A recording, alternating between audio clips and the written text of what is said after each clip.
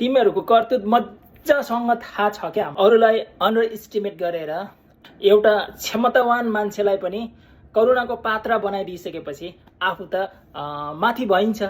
माथि भइसकेपछि त आफ्नो सबै चिज सुरक्षित हुन्छ, सबै तल भइदिन्छ भन्ने यिनको बुझाइ होला। तर अब यस्तो बुझाइले काम गर्ने छैन, बुझिराख्दा हुन्छ। यहाँनिर एउटा यिनीहरूको बठ्याइ र हाम्रो कमजोरीको बारेमा थोरै भन्न चाहन्छु। के हो भनेदेखि यिनीहरूले हामीलाई सप्रेस गरेर, यो चिम्से थ्याप्चेहरूलाई सप्रेस गरेर आफू अलिकति माथि बन्नका लागि हामीलाई सोसाइटीबाटै सानैदेखि नै साइकोलोजिकल्ली म्यानिपुलेट गर्दै आए क्या। फर इक्जाम्पलका लागि के हुन्छ भनेदेखि हाम्रो यो साइकोलोजीमा जस्तै हामी जन्मिँदाखेरि त कोही वैज्ञानिक भएर जन्मेका हुँदैनन्, कोही टिचर भएर, कोही कुनै महान योद्धा भएर, अथवा कोही कुनै त्यस्तो गुण लिएर जन्मिएको त हुँदैन, खालि न्युट्रलमै जन्मिने हो। जन्मिसकेपछि जति हाम्रो समाज, घर, परिवारबाट हामीमाथि इन्स्टल गर्ने जुन ज्ञान गुणका कुराहरू हुन्छ नि, हो त्यहाँनिर चाहिँ यिनीहरूले एकदमै दुर्भाग्य नै भन्नुपर्छ, म्यानिपुलेट गरेर हामीलाई साइकोलोजिकल्ली नै विक बनाइसकेको छ क्या ऊ बेलादेखि नै। जस्तै हामी सानो छँदाखेरि नै अब हामीले सुनिरहेकै हुन्छौँ। जस्तै अहिले पनि सुनिहाल्नुभयो, मगरको छोरो सोझो हुन्छन् होइन, गुरुङको छोरो राई लिम्बू चिम्से थ्याप्चेहरू होइन, सबै जाँड रक्सी खाने, अनि त्यसपछि दिमाग हुँदैनन्, बुद्धि हुँदैनन्, लाटा हुन्छन्, सोझो हुन्छन् भनेर सानो हुँदादेखि नै समाजबाट नै हामीले त्यस्तो इमेजहरू हाम्रोमा इन्स्टल हुँदै आइयो क्या हामीहरू चाहिँ।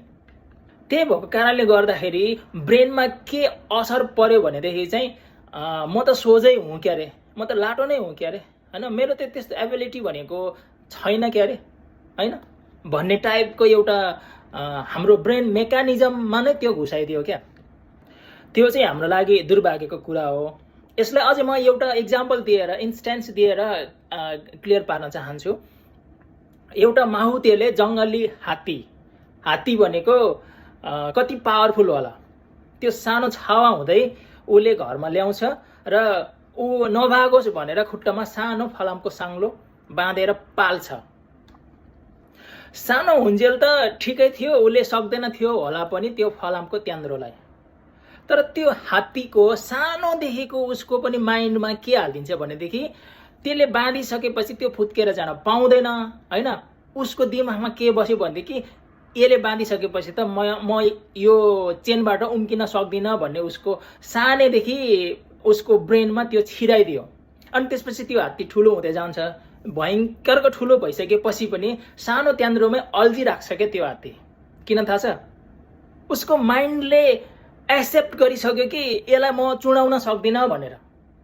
त्यो भएको कारणले गर्दाखेरि उसले चाहेर पनि त्यो चुडाउनै सक्दैन क्या। यदि त्यो हात्तीलाई त्यसरी म्यानिपुलेट नगरेको भएदेखि हात्तीको पावर त जङ्गलको रुखलाई जरासहित उचाल्न सक्ने पावर हुन्छ। फलामको त्यान्द्रो त के, उसले फलामै भाँचिदिन्छ, फलामै चुडालिदिने उसको क्षमता हुन्छ। जसको कारणले उसलाई जुन सानैदेखि हुर्काइएको वातावरण, उसलाई सुनाइएको भनिएको इन्फर्मेसनहरूको कारणले गर्दाखेरि चाहिँ ऊ त्यो सानो चेनमै उसलाई आफ्नो क्षमताहीन होइन, मसँग ताकतै छैन भनेर ऊ त्यसैमै जीवन बिताउन बाध्य हुन्छन्।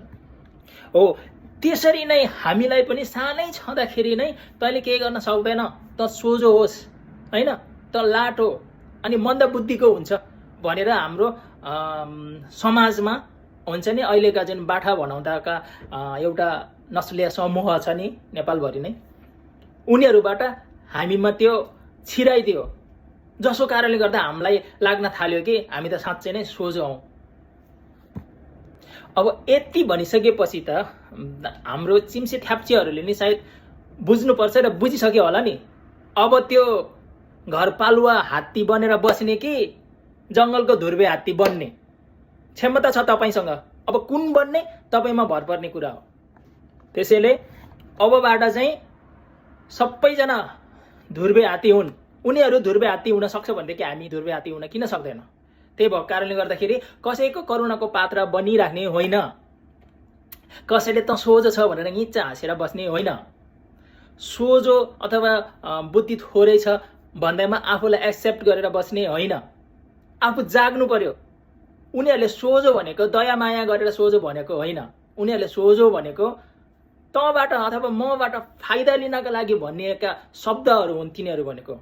समयमा बुझौँ, सचेत हौँ र यस्तो कुराहरूबाट अब पिल्सिनु हुँदैन। आफ्नो हक अधिकारको कुरा छ, त्यही भएको कारणले गर्दाखेरि चाहिँ तँ सोझो ऊ सोझो भनेर होइन, यहाँ सोझो र बाठो भन्ने सवालै आउँदैन। सबै जन्मिँदै लिएर आएको कोही पनि हुँदैन। पछि आफूले आफ्नो साधना हुन्छ, पढेर हुन्छ, ज्ञान गुणका सारा बाहिरतिरबाट नलेज गेन गरेर आफूलाई बनाउने हो। जो कोही पनि जन्मिँदै त्यस्तो सवाल भएर जन्मिएको कोही पनि हुँदैन। त्यही भएर आफूलाई त्यतिमै सीमित नराख्नु जहाँ कसैको करुणाको पात्र बनिराख्न परोस्।